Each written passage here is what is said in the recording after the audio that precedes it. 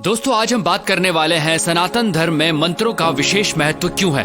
आखिर मंत्र क्यों बनाए गए, ये मंत्र हैं क्या, किसने बनाए, एक मंत्र को उसके सही उच्चारण के साथ ही क्यों बोलना चाहिए। नमस्ते दोस्तों, सनातन सोच के इस वीडियो में आज हम बात करने वाले हैं मंत्रों की। देखिए, सबसे पहले तो मंत्र का शाब्दिक अर्थ जानने की जरूरत है। ऐसी ध्वनि जो आपको मेंटल पीस दे, आपके मन को शांत करे, वो ही मंत्र है।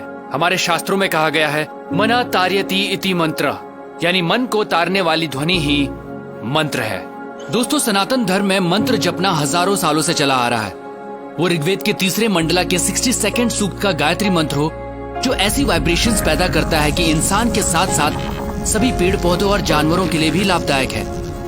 या ऋग्वेद के ही 7वें मंडला के 59 सूक्त का महामृत्युंजय मंत्र, जिसे मृत्यु को जीतने वाला मंत्र भी कहा जाता है। और भी ऐसे कई वैदिक मंत्र हैं जिन्हें चैंट करने से हमारे फिजियोलॉजिकल और साइकोलॉजिकल फंक्शंस यानी शरीर और दिमाग पर पॉजिटिव इम्पैक्ट पड़ता है। पर कैसे, आखिर ऐसा क्यों होता है? दोस्तों, वजह है इन मंत्रों की ध्वनि, वो साउंड जो इन मंत्रों के उच्चारण से पैदा होती है। मंत्रों के अर्थ को अलग रख दें तो विशेषज्ञों का मानना है मंत्रों की सिर्फ ध्वनि यानी साउंड में ही अपार शक्ति होती है। कुछ साउंड प्योर होती हैं और कुछ इम्प्योर, और ये डिपेंड करता है उनकी वाइब्रेशंस पर। और जैसे कि अल्बर्ट आइंस्टाइन ने भी कहा है, everything in life is vibration. Modern science ने साउंड और लाइट दोनों को वाइब्रेशंस ही माना है। अब अगर आपको साउंड को लाइट में बदलना है तो फ्रीक्वेंसी को आपको 40 ऑक्टेव तक बढ़ाना होगा, और तब जो आपको वाइब्रेशन मिलेगी वो ट्रिलियंस ऑफ साइकिल्स पर सेकेंड होगी, और वो एक लाइट के रूप में आपके सामने होगी। महान योगियों ने साउंड को लाइट में बदलने का काम अपने शरीर के भीतर हमेशा से किया है दोस्तों, और वो मंत्रों के माध्यम से ही हुआ। दोस्तों, इस वीडियो के माध्यम से हम आपको ये नहीं बताना चाह रहे कि कौन सा मंत्र आप पर क्या प्रभाव डालता है, बल्कि हम मंत्रों की अद्भुत शक्ति के बारे में आपको बताना चाहते हैं। और इसे सिर्फ रिलीजियस चश्मों से नहीं, साइंटिफिक अप्रोच से देखना पड़ेगा। मंत्रों के साउंड आपके लिए लाइफ के नए डायमेंशंस खोलते हैं।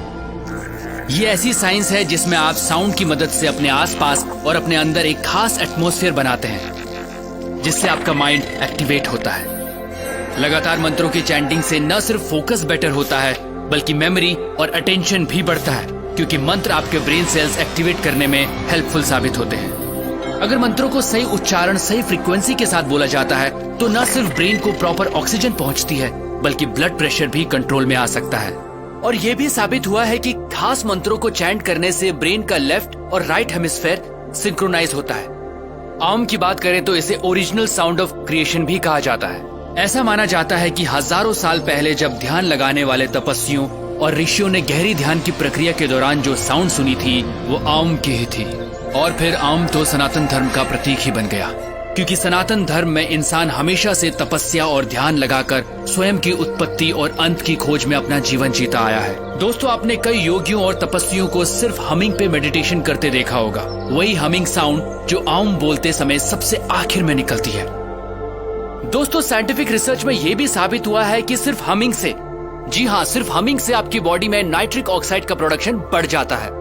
नाइट्रिक ऑक्साइड एक खास कंपाउंड होता है जो नर्वस, इम्यून और कार्डियोवास्कुलर सिस्टम्स में होने वाली कई प्रोसेसेस में हेल्प करता है। ये बात सनातन धर्म में करीब 15,000 साल पहले से भी चली आ रही है। तो दोस्तों, ये कहना जरा भी अतिशयोक्ति नहीं होगी कि ऋषि मुनि उस काल के साइंटिस्ट ही थे जो लगातार ह्यूमन बॉडी को अपग्रेड करने के तरीके ढूंढ रहे थे, और मंत्र उन साइंटिस्ट्स के एक तरह के टूल थे। अगर बच्चों को मंत्रों की इंपॉर्टेंस समझाई जाए और बचपन से मंत्रों की चैंटिंग की आदत डाली जाए तो उनके ब्रेन का डेवलपमेंट एक अलग लेवल पर होगा।